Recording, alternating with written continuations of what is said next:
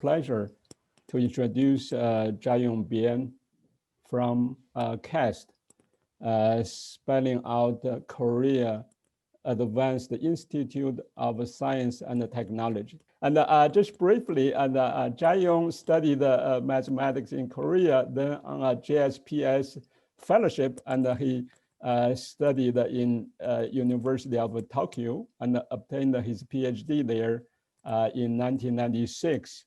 And after returning to Korea, and he had postdoc trainings in Seoul National University and Korea Institute for Advanced Study. Then he became a faculty member at the Post-Tech Pohang University of Science and Technology. And he was there until 2013 and as a chair professor. Then he moved to KAIST since then. And among the many scientific awards and honors, I just mentioned in 2004, he received the very prestigious Presidential Young Scientist Award in Korea. And Jaeyoung is an expert in nonlinear elliptic problems. And among the many things, he's best known for developing new techniques, method for gluing solutions in degenerate settings. And so I'm gonna just give the stage to Jaeyoung and the talk. The title of his talk is Nonlinear Schrodinger System with the Large Interaction Forces Between Different Components. Welcome, Jaeyoung's talk. Thank you very much for your introduction. Okay, I am very happy to deliver some talk in this webinar. Okay, so here is the equations I would like to talk about. So here is the equation I would like to talk about. So it is a system of elliptic equations.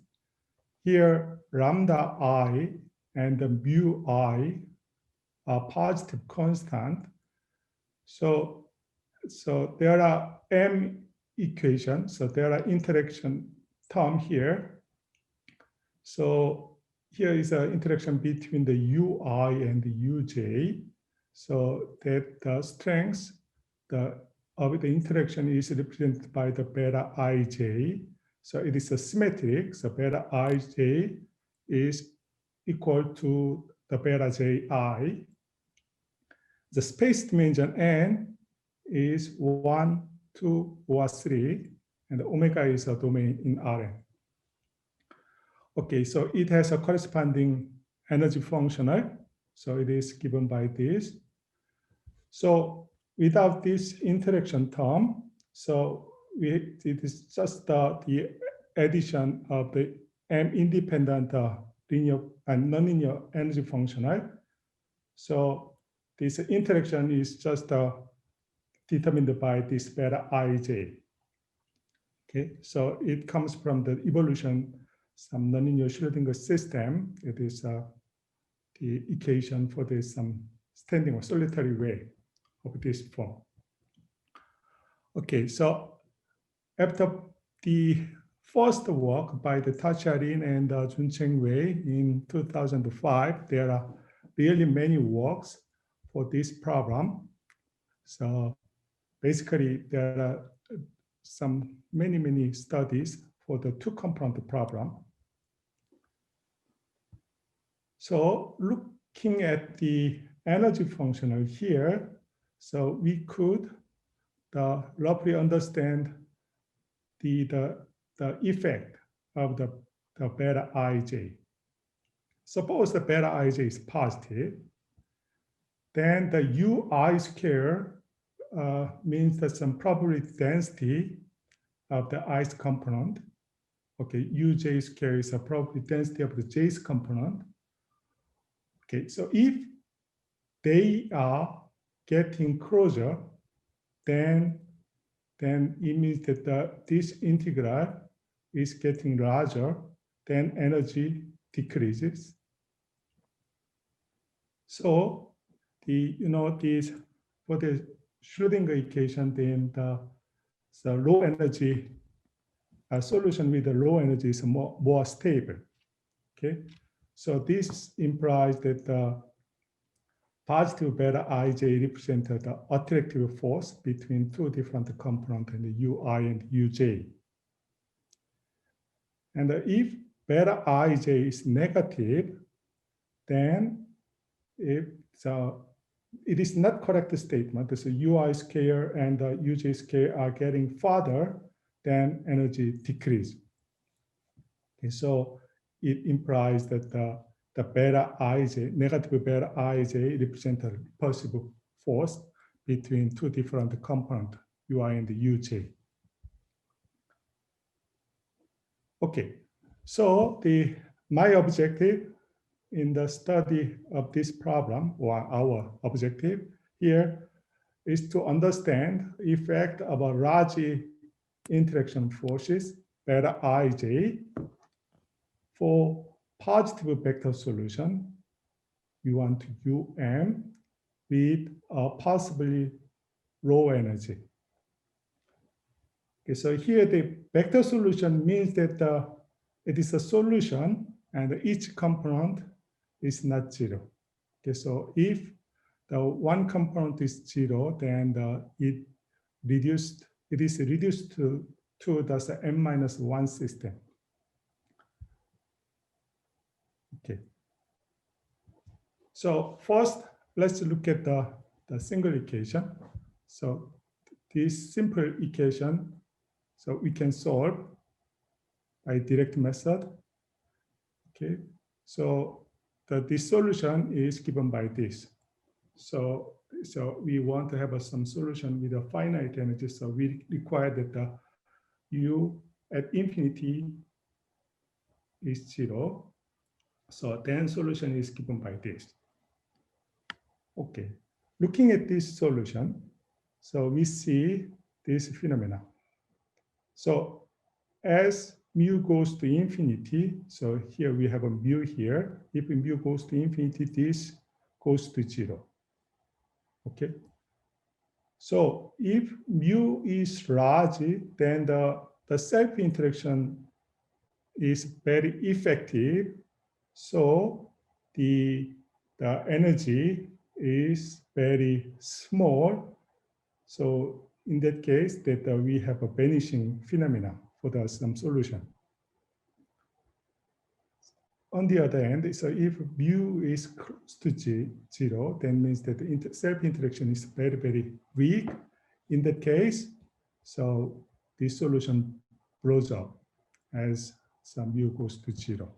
So in some sense, it's a counterintuitive, but it matches well with some physical principle. Okay, so we are interested in the system. So we first consider the system with the two components. Okay, so here there are many parameters, the lambda I and the mu I and a beta 1, 2 here. So also depending on the lambda I and the mu I, it is interesting to find some solution and study their asymptotic behavior depending on the parameters. But here, my objective is to understand the asymptotic behavior or construct a solution when the interspecies, the interaction term beta 1, 2 is very large. Okay. So in this case, we normalize in this way. So we multiply the ui by square root of beta 1, 2. Then it means that we have transformed in this way. Then we have this transformed equation. Okay. Then, so the coefficient here 1, and instead here, the very small constant in the front of a u1 cubic term and u2 cubic term. So you may take formal limit of this system, then we have this last equation. Okay. So it has a pure interaction terms here. So if we could find a solution for this limiting problem, so it means that we could find the solution of the original problem and we could understand the asymptotic behavior. This is a kind of some inverse procedure. So we want to solve a reverse problem, not inverse problem. So first we should understand this equation. Then if we could find a solution for this problem with a nice structure, a kind of stability, then since the original problem is a perturbation of this limiting problem, then keeping the structure or stability of the solution of the limiting problem, we could construct solution for this part of the problem. Okay, so then we can find a solution for the limiting problem 1 here by this minimization. This is the same with as a multipath argument. So it is just a minimization of this quotient. Okay. And so, you know, it is easy to see the existence of the minimize of this problem. Okay, suppose that one component is 0, then this would be very, very large. Okay, so we expect the minimizer of this variational problem has a positive component both. First and the second component are all positive or one sign. Okay, in fact, it is not difficult. It is easy to check that there exists a minimizer that are positive vector solution. Okay, since it has a very nice structure, we follow this minimization argument for this the part of the problem here. Then we consider this minimization. In the same way, we could prove this. Excuse me, Jaeyoung. I don't see your page turning. I don't. It seems your page is stuck with the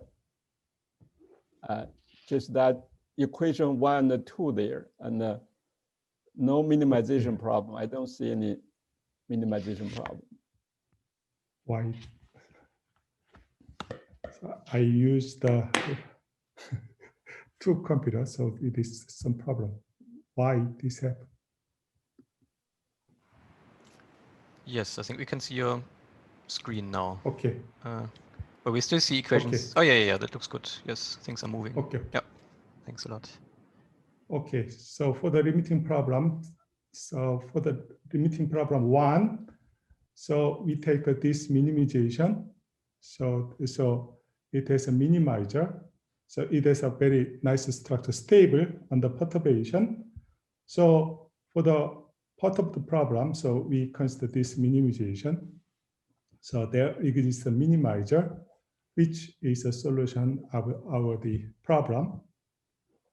Okay, so this energy converts to D as beta 1 goes to infinity. Okay, so this implies this. So if the interaction force beta 1 is very large, it means that there is a strong attraction between two components. Then two component vanishes, and by a certain renormalization, we can find some limiting problem. There is only interspecies interaction terms there. Okay, so the lesson we could get from this two system is when the beta 1 is very large, this most stable vector solutions.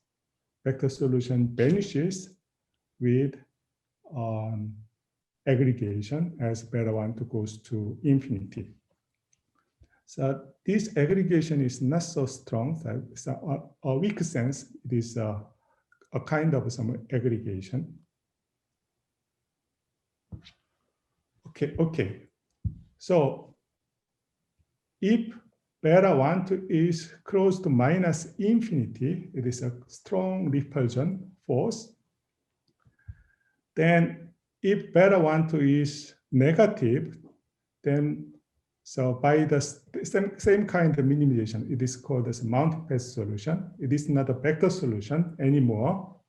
So we cannot find some vector solutions through that kind of minimization we did just before.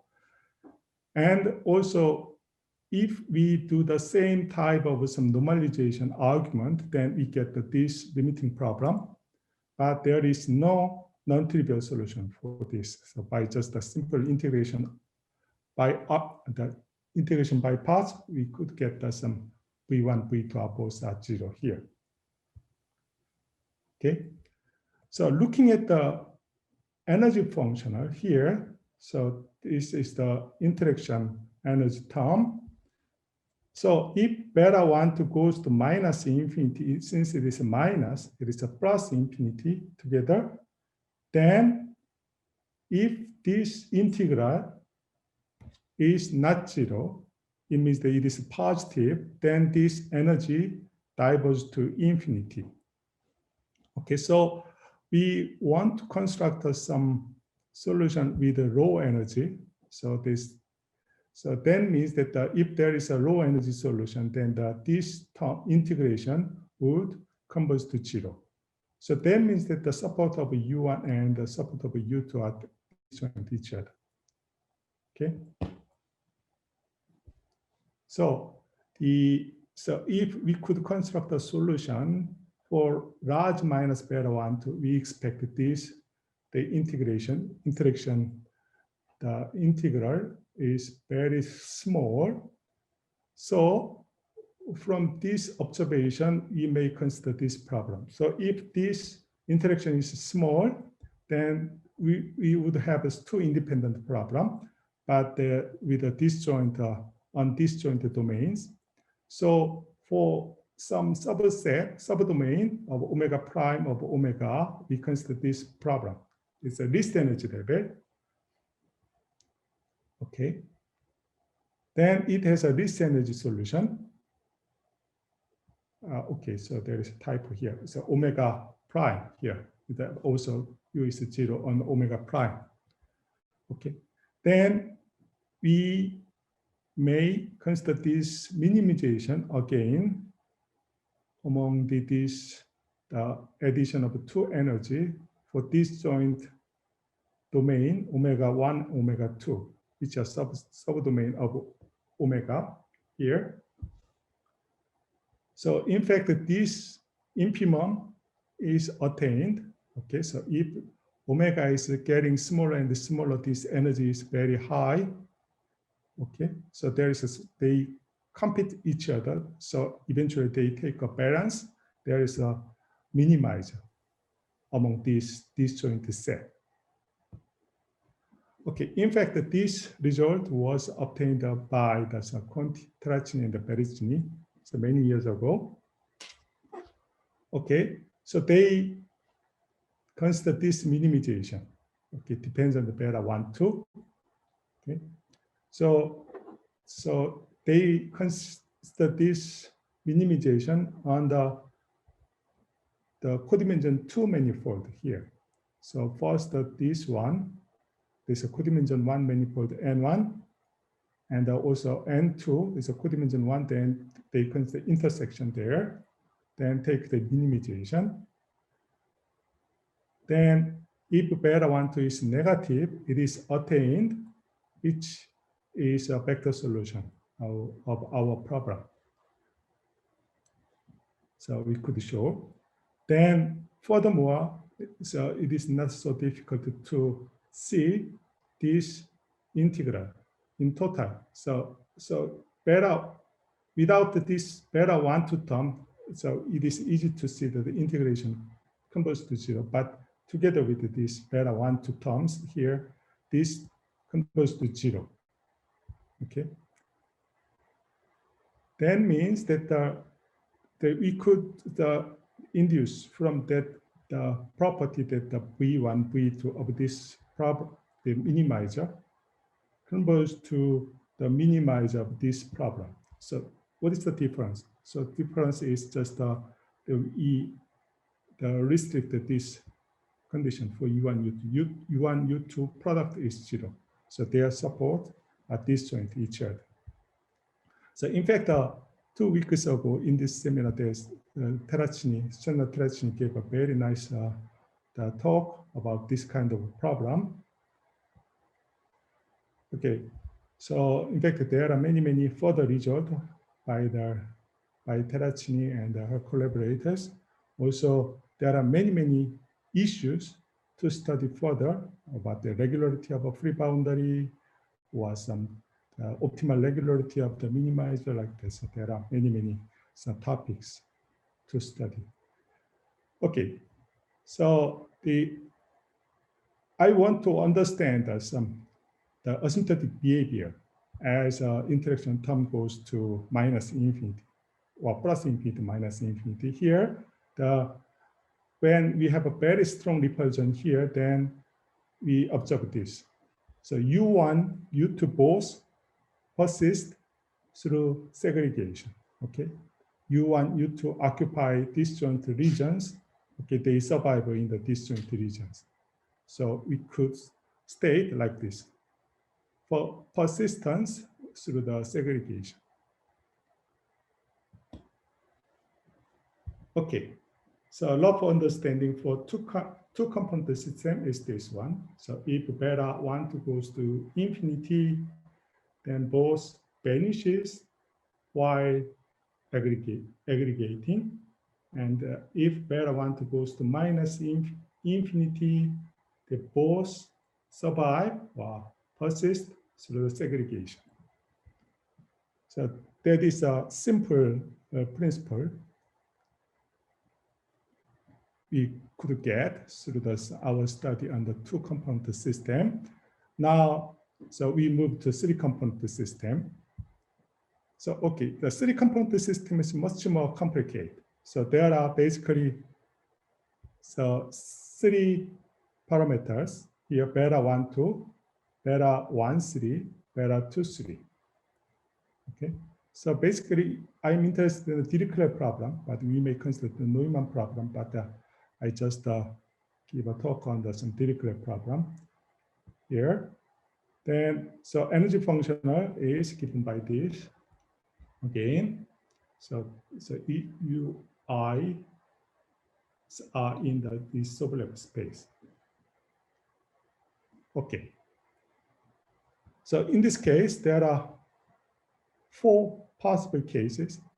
So all the beta ij are positive. Let me call the case 1. So immediate interaction forces are all attractive. Second case is that there are 2 positive, 1 negative. So 2 attractive, 1 repulsive. The third case is a 1 attractive. So we have a 1 negative term, 1 positive term, 2 negative term, 2 repulsive. So last case is all repulsive, all beta ij are negative. Okay, so remind once more, the principles we got in the 2-component case is the strong repulsion force reproduce some vanishing and aggregation. Strong repulsive force give us some persistence and segregation. So we hope that this kind of a principle can be applied to the 3-component problem. So basically, the first, let me explain the fourth case. Case 4, all beta ij are negative. Then same phenomenon. So we get, so it was studied by the Conti, Terracini, and Berrettini. So no difference with the 2-component case. So just the difference is the number of some disjoint domain turn into 3 here, since there are 2 components involved. Okay, so we have an optimal partitioning of domain into 3 disjoint subdomains. Okay, so next, so we consider this first case, so all attractive case. So we follow the approach we did for 2 component case here. So first, I rewrite the equation in this form here. So I add here alpha, we multiply alpha beta I12, alpha beta 13. So now, from now on, so I fix the beta 12, beta 13, and the beta 23. So we take alpha to infinity, okay? So in this case, by the same argument as in the 2 component case, we renormalize in this way, then we get this equation. So here, instead of this up diagonal term, so this diagonal term goes to 0. So we have a formal limit.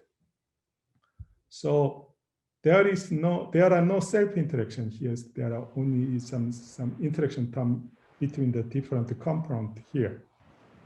So by minimization argument, we could get the solution, possibly positive vector solution for this problem.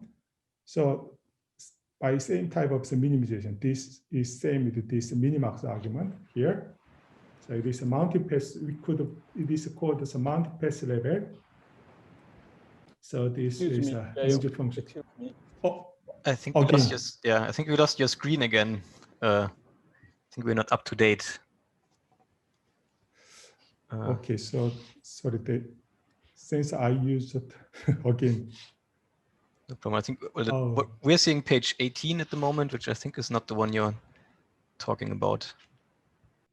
Okay, here.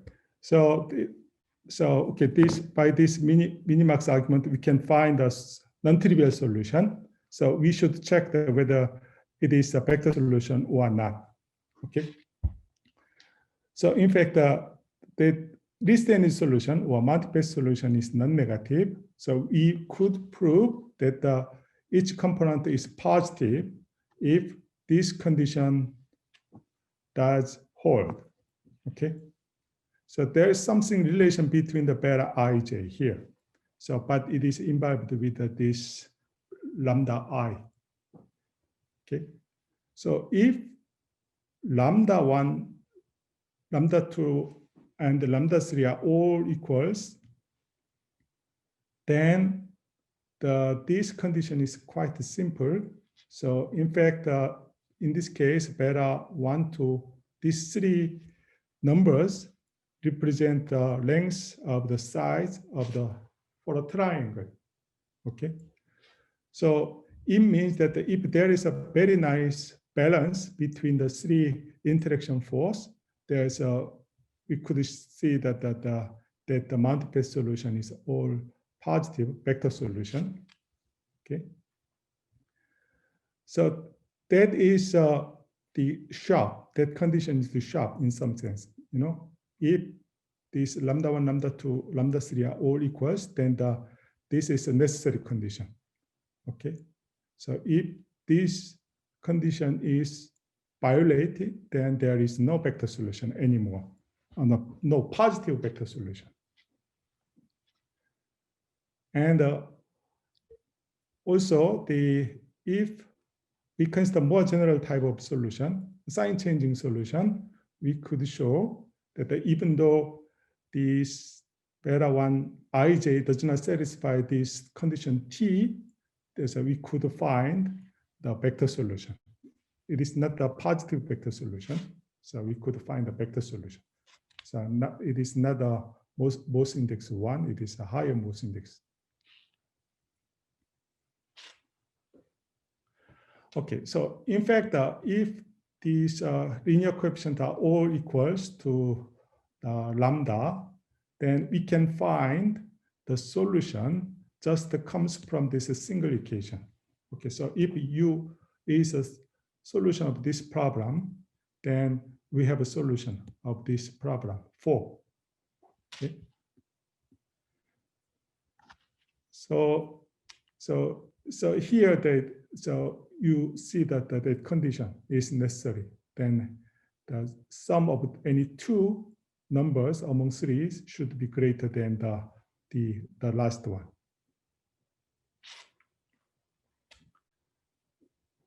Okay, so let me write this number by the AI.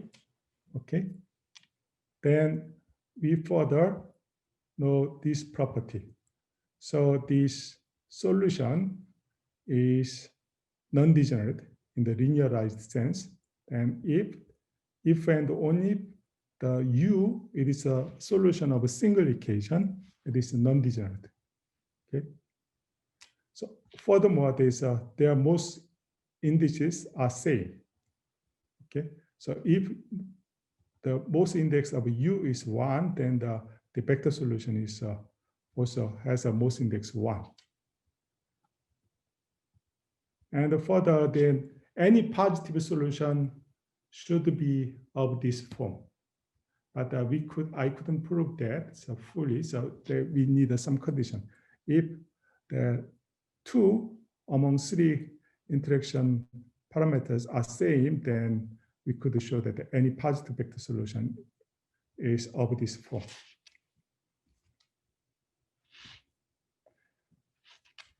Okay, so from this result, so we get this one. Okay, so if we have this condition, then for substantially large alpha, then we take the same type of minimization for the original problem. Then this energy converts to the energy of a limiting problem. So converts to vector solution since this condition is satisfied. So we see this renormalization converts to the solution of the minimax solution of a limiting problem, limit problem U0. Okay.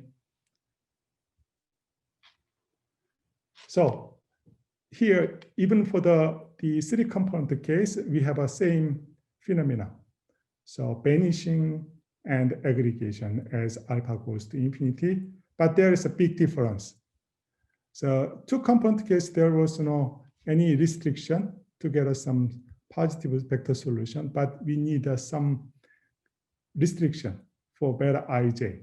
So we need a certain balance between the interaction forces. Okay, if there is no balance between the interaction forces, then we cannot find the positive vector solution. So we should find some higher most index solution instead. So this balance is important. Okay. So in fact, I'm much interested in the general case. If the number of component M is strictly greater than 3, I believe there would be a certain geometric balance rule between the beta ij to have some positive vector solution. Okay, so that in some case I got some result, but I couldn't get the complete result in general case. There would be a nice geometric balance rule, I believe.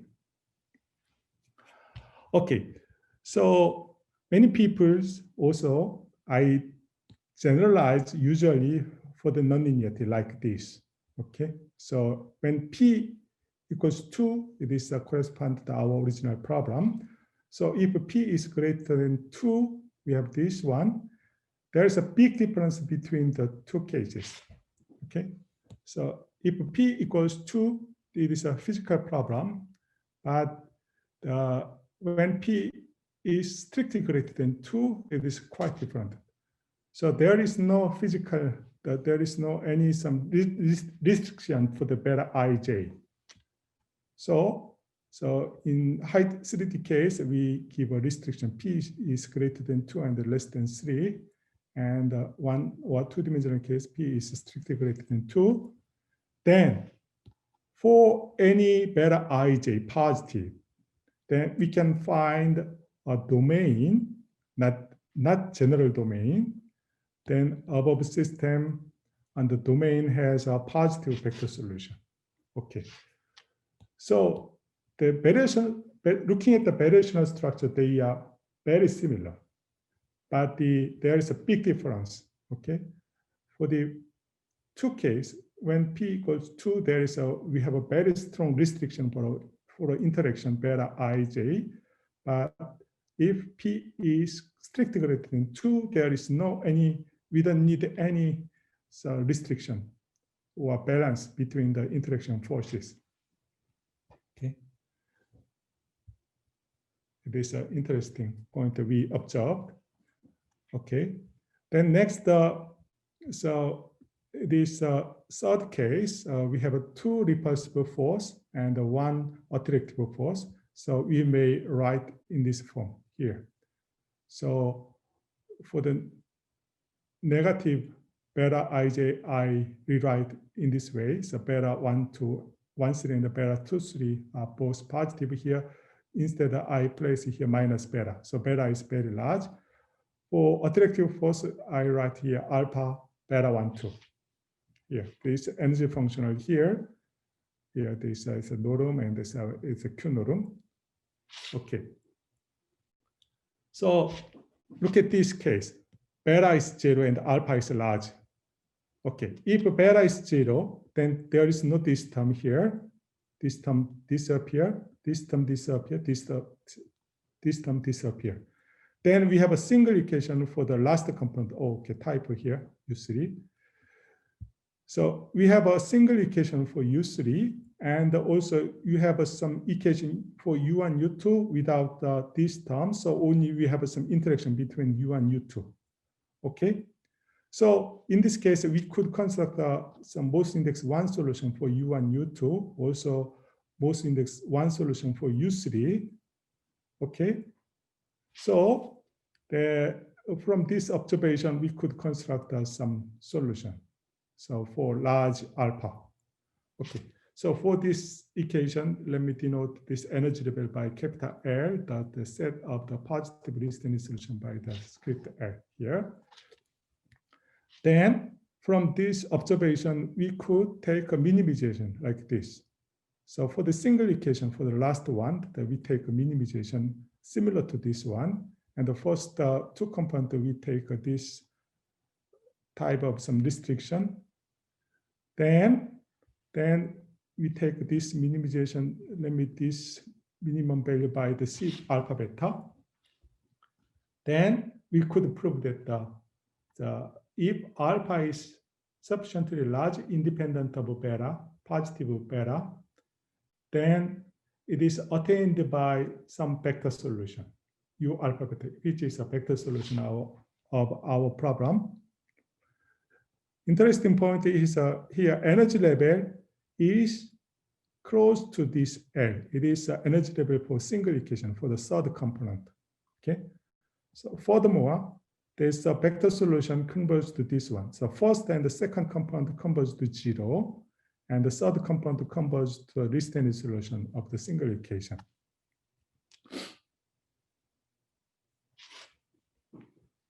Okay, so in this case, we have a 1 dominant component, third component, and the vanishing 2 component as alpha goes to infinity. But we don't observe any aggregation here still. But in fact, there is an aggregation effect. Okay, so first we consider this problem. It is defined the half space here. This is a non-autonomous problem. We have here yn square here. Also, there is some dependence on the last component. The solution of some third equation here. Single equation. Let me denote this solution by U3 here. This normal derivative at P, boundary point P here. This nu is inward normal derivative. Then by the Hopf maximum principle, we see that this is always positive. Then we may take this minimization. Okay.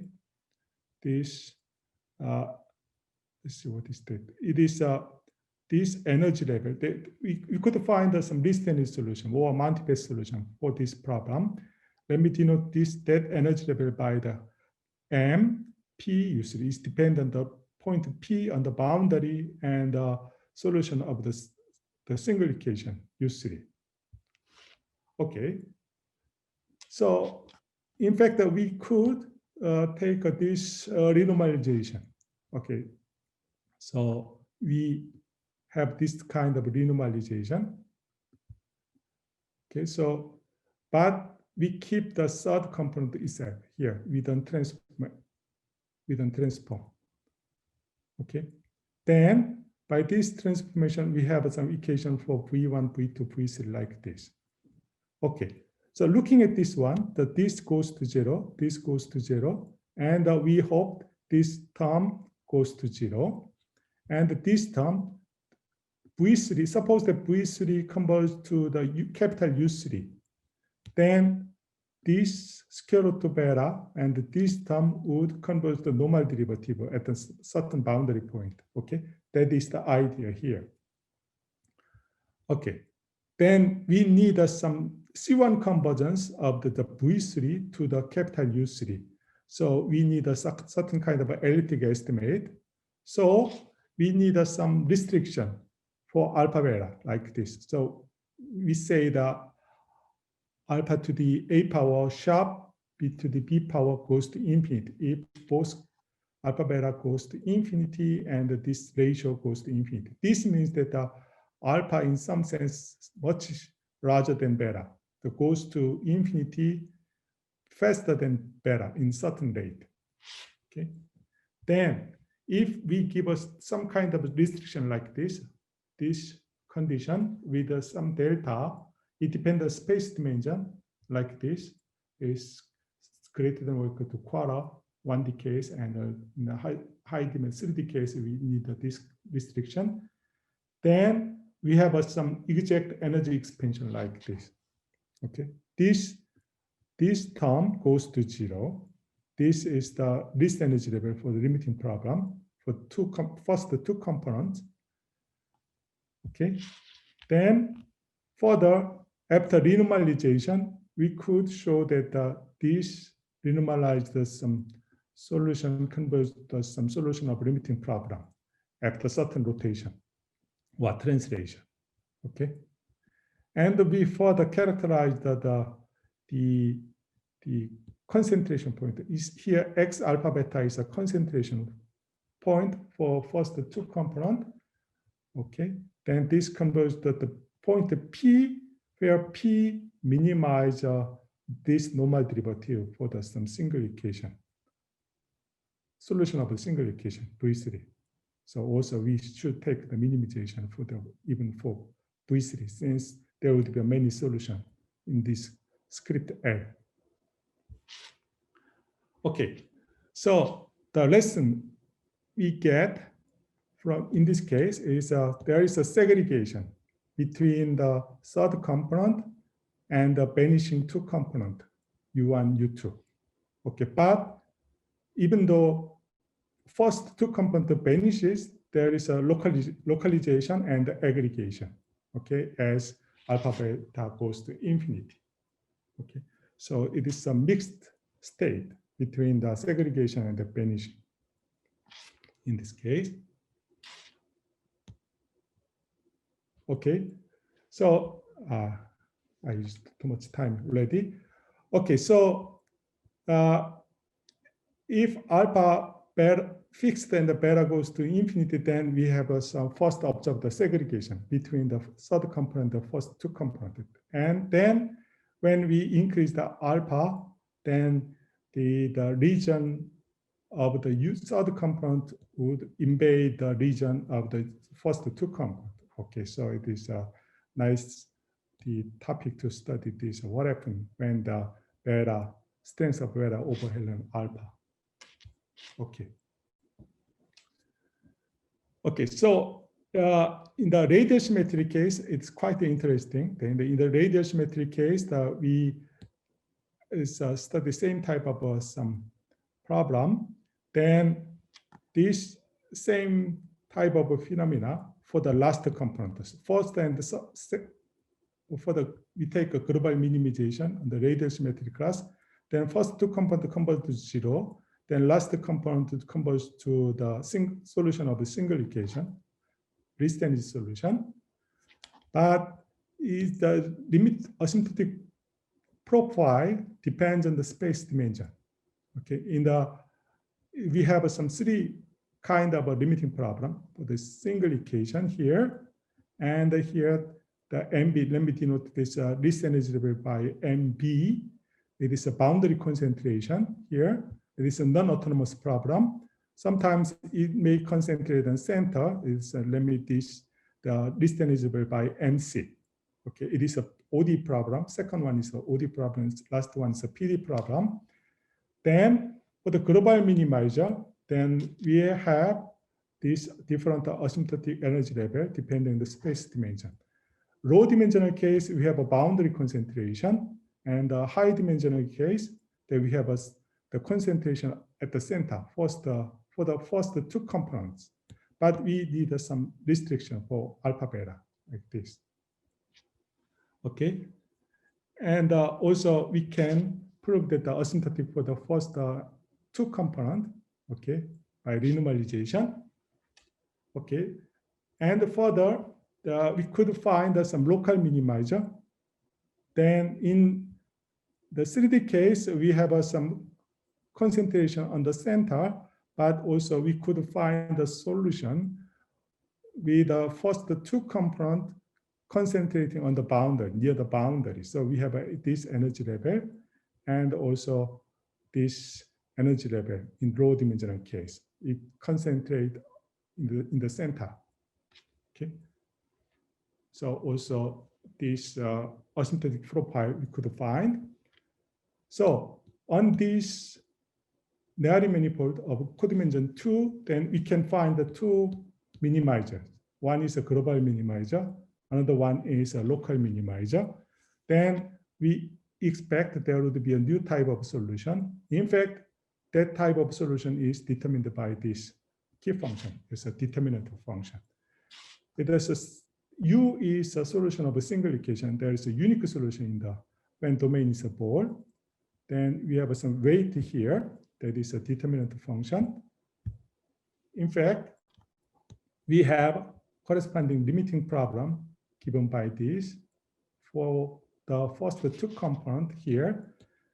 Then, in fact, the W, the determinant function, has a unique critical point between the 0 and 1. In high dimensional case, in the one dimensional case, it has only one maximum point at the 0.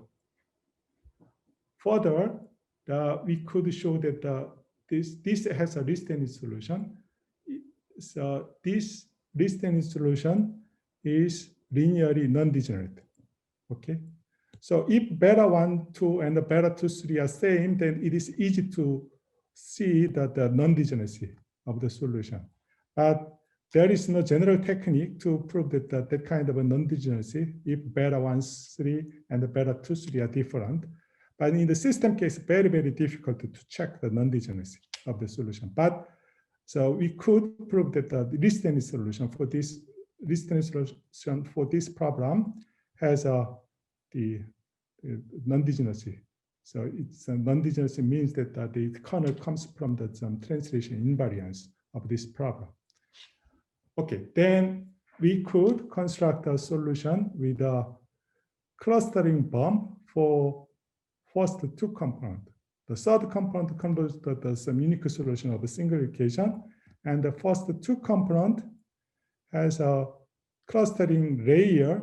That layer is close to R0, maximum point of a determinant function, and there is the clustering solution. There is M clustering. There's an M bump solution, but the amplitude is very, very small. They converge to 0, but the energy level is dependent on this scale, and this M is the number of a bump, and M is a least energy level. Okay, so there are some quite the interesting different type of some solution in the radial symmetry case. The last one is one repulsive, two attractive case. It is the most difficult case, I think. And I don't explain the detail, but here we observed all vanishes. First, second, third component all converge to zero as alpha beta goes to infinity.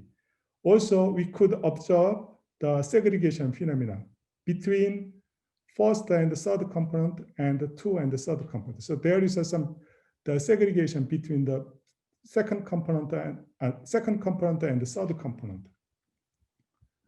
Okay. Okay, I would like to take to explain the conclusion here. So all attractive case in the three component case, we observe the vanishing, aggregation. Also, we need a certain balance. And all repulsive case, just the segregation. And the two attractive, one repulsive case, and the vanishing and the weak segregation here. In the third case, the segregation means that the third component only survive, and the first two components vanish near the boundary. So, okay, so partial vanishing with a segregation we observe. So, for this type of some study, okay. So Sorry. here we are. Sorry, just brief interruption. Okay. Our chair is having technical problems today. So just to let you know that we are running short on time. Okay, so I will finish soon. Wrap up. Yep, thanks. Okay. So it is a conclusion. So there are some study in the general component case by the Liu Wang and the GQ and the Suave Tavales and the Wei Wu.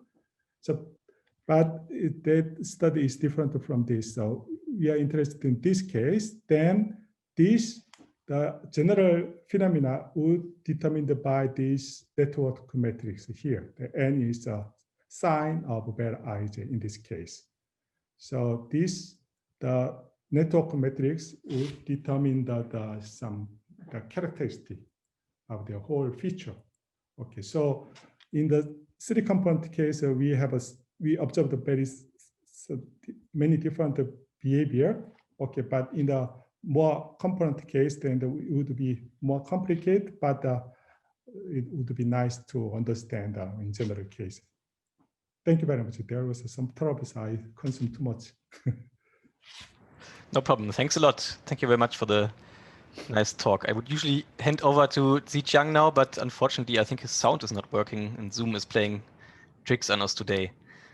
So I will take over the job maybe of moderating questions if there are any. So if you have any questions, feel free to either post them in the chat or feel free to unmute yourself and just to ask directly if there are any questions. Jaeyoung cannot hear us. I can see him in the video talking, but unfortunately I can hear him. So anybody else? Does anybody have questions or remarks?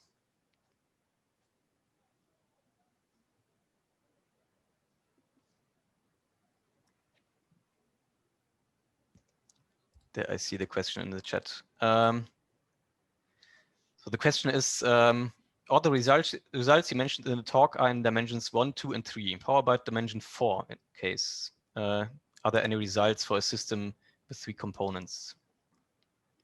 Yep, but in the higher dimensions, the 4-dimensional case, so the nonlinearity is critical. So we don't have a compactness. So we should recover the compactness, but it is another job to do. So, but I have even the 5-dimensional case, it does not work. In the 4-dimensional case, it is a critical experiment. It is quite interesting in that case. Okay, so I don't have any result.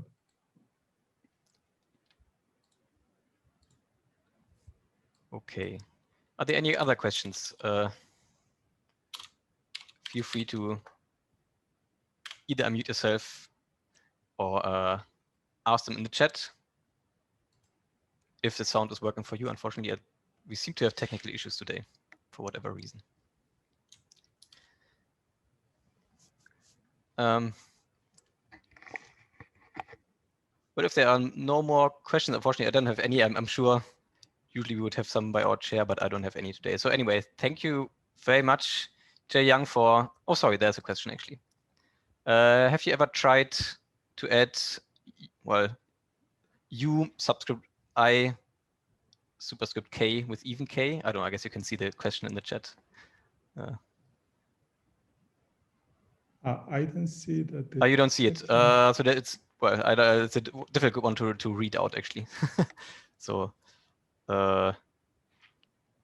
why I cannot read that? if you stop sharing your screen, I think you can see it. Okay. Okay. It's chatting. Okay. Or if I steal the screen from you. UJK for even K.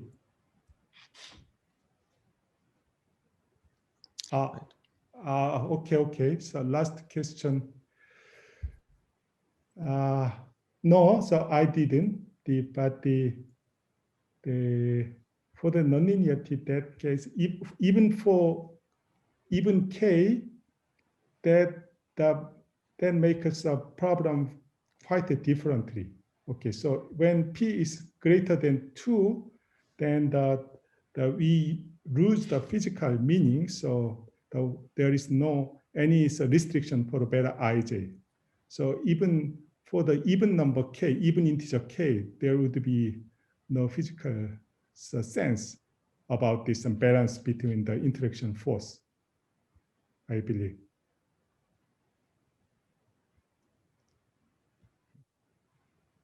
Okay. Yeah, then thanks a lot for the very nice presentation. Thanks a lot for staying up so late. I guess it's midnight now. In Korea, so thank you very much for staying up so late. Okay. Yes, it is midnight. Yes, exactly. So thanks a lot to, I guess I should send everybody in East Asia to bed. And thank you everybody for joining today, and especially thanks to our speaker. Please feel free to join us again next week. We have Edris Titi. I just posted the topic in the chat. Feel free to join us at the same time, same place next week and the weeks to come. Yes, and thanks for joining today.